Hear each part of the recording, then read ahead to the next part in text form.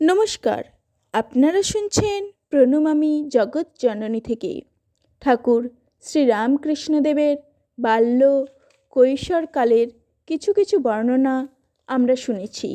আজ আরও কিছু কথা আপনাদের শোনাই। শ্রী ঠাকুরের চরণে প্রণাম জানিয়ে শুরু করছি আজকের আলোচনা। পত্নী পরলোক গমন করিলেও কিন্তু রামকুমারের দুঃখ দুর্দিনের অবসান হইল না। বিদায় আদায় কমিয়া যাওয়ায় অর্থের অভাবে তাহার সাংসারিক অবস্থা দিন দিন অবনতি হইতে থাকিল। লক্ষ্মী জলার জমিখণ্ডে পর্যাপ্ত ধান্য এখনও উৎপন্ন হইলেও বস্ত্রাদি অন্যান্য নিত্য প্রয়োজনীয় পদার্থ সকলের অভাব সংসারে প্রতিদিন বাড়িয়া যাইতে লাগিল। তদুপরি তাহার বৃদ্ধা মাতার ও মাতৃহীন শিশু অক্ষয়ের জন্য এখন নিত্য দুগ্ধের প্রয়োজন। সুতরাং ঋণ করিয়া ওই সকল প্রয়োজন সাধিত হইতে লাগিল এবং ঋণ জালের প্রতিদিন বৃদ্ধি ভিন্ন হ্রাস হইল না।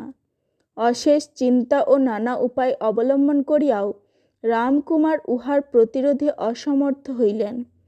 তখন বন্ধুবর্গের পরামর্শে অন্যত্র গ্রমণ করিলে আয় বৃদ্ধির সম্ভাবনা বুঝিয়া তিনি তাহার জন্য প্রস্তুত হইতে লাগিলেন। তাহার শোক সন্তপ্ত মনও উহাতে সাহ্লাদে সম্মতি দান করিল, কারণ প্রায় 30 বৎসরকাল যাহাকে জীবন সঙ্গিনী করিয়া সংসার পাতিয়াছিলেন তাহার স্মৃতি যে গৃহের সর্বত্র বিজড়িত রহিয়াছে, সেই গৃহ হইতে দূরে থাকিলেই এখন শান্তি লাভের সম্ভাবনা। সুতরাং কলিকাতা বা বর্ধমান কোথাও যাইলে অধিক অর্থাগমের সম্ভাবনা। এই বিষয়ে পরামর্শ চলিতে লাগিল।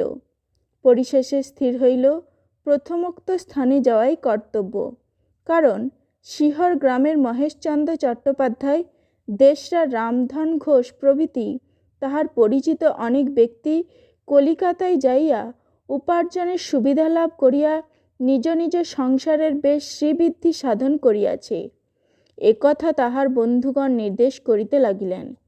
ওই সকল ব্যক্তি যে তাহা অপেক্ষা বিদ্যা বুদ্ধি ও চরিত্র বলে অনেকাংশে হীন, একথাও তাহারা তাহাকে বলিতে ভুলিলেন না। সুতরাং পত্নী বিয়োগের স্বল্পকাল পরেই শ্রীযুক্ত রামকুমার রামেশ্বরের উপর সংসারের ভারার্পণ করিয়া কলিকাতায় আগমন করিলেন এবং ঝামাপুকুর নামক পল্লীর ভিতর টোল খুলিয়া ছাত্রগণকে অধ্যয়ন করাইতে নিযুক্ত হইলেন। রামকুমারের পত্নীর মৃত্যুতে কামারপুকুরের পারিবারিক জীবনে অনেক পরিবর্তন উপস্থিত হইল। শ্রীমতী চন্দ্রা ওই ঘটনায় গৃহকর্মের সমস্ত ভার পুনরায় গ্রহণ করিতে বাধ্য হইলেন। রামকুমার পুত্র অক্ষয়ের লালন পালনের ভারও ওই দিন হইতে তাহার স্কন্ধে নিপতিত হইল। তাহার মধ্যম পুত্র রামেশ্বরের পত্নী তাহাকে ওই সকল কর্মে যথাসাধ্য সাহায্য করিতে লাগিল, কিন্তু সে তখনও নিতান্ত বালিকা, তাহার নিকট হইতে বিশেষ সাহায্য পাইবার সম্ভাবনা ছিল না। সুতরাং রঘুবীরের সেবা, অক্ষয়ের লালন পালন এবং রন্ধনাদি গৃহকর্ম সকলই তাহাকে এখন করিতে হইত।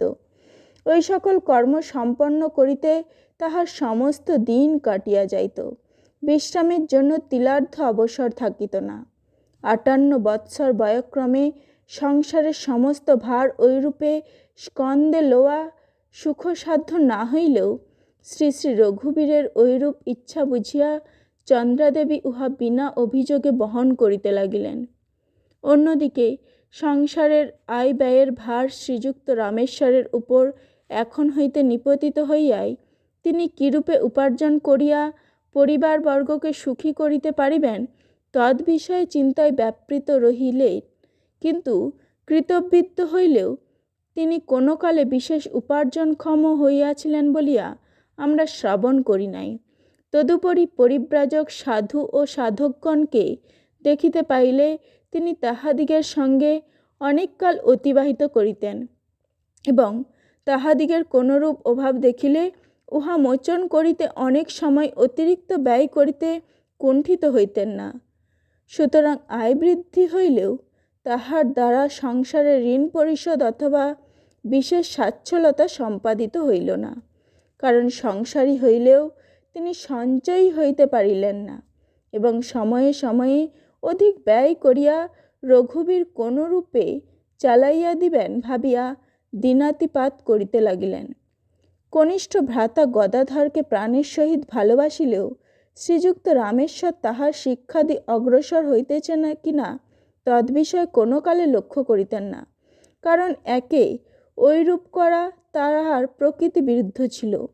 তদুপরি অর্থ চিন্তায় তাহাকে নানা স্থানে যাতায়াত করিতে হইত। সুতরাং ওই বিষয়ে লক্ষ্য করিতে তাহার ইচ্ছা ও সময় উভয় বস্তুরই এখন অভাব হইয়াছিল। আবার এই অল্প বয়সে বালকের ধর্ম প্রবৃত্তির অদ্ভুত পরিণতি দেখিয়া তাহার দৃঢ় ধারণা হইয়াছিল তাহার প্রকৃতি তাহাকে সুপথে ভিন্ন কখনো কুপথে পরিচালিত করিবে না। পল্লীর নরনারী সকলকে তাহার উপর প্রগাঢ় বিশ্বাস স্থাপন করিতে এবং তাহাকে পরম আত্মীয়বোধে ভালোবাসিতে দেখিয়া তাহার ওই ধারণা বদ্ধমূল হইয়া গিয়াছিল। কারণ তিনি বুঝিতেন বিশেষ সৎ ও উদার চরিত্র না হইলে কেহ কখনো সংসারের সকল ব্যক্তির চিত্তাকর্ষণ করিয়া তাহাদিগের প্রশংসা ভাজন হইতে পারে না। সেজন্য বালকের সম্বন্ধে উজ্জ্বল ভবিষ্যৎ কল্পনাপূর্বক তাহার হৃদয় আনন্দিত হইয়া উঠিল এবং তিনি সর্বদা নিশ্চিন্ত থাকিতেন। সুতরাং রামকুমারের কলিকাতায় গমনকালে গদাধর ত্রয়োদশ বর্ষে পদার্পণ করিয়া এক প্রকার অভিভাবক শূন্য হইয়া পড়িল এবং তাহার উন্নত প্রকৃতি তাহাকে যেদিকে ফিরাইতে লাগিল সে এখন অবাধে সে পথেই চলিতে লাগিল। নমস্কার, আজ এই পর্যন্তই। প্রণমামি জগৎজননীর পরবর্তী আলোচনা শুনবেন আগামী সোমবার ঠিক সন্ধ্যা 6টায়। ততক্ষণ সকলে সুস্থ থাকুন ও শুনতে থাকুন প্রণমামি জগৎজননীর আলোচনা। ধন্যবাদ।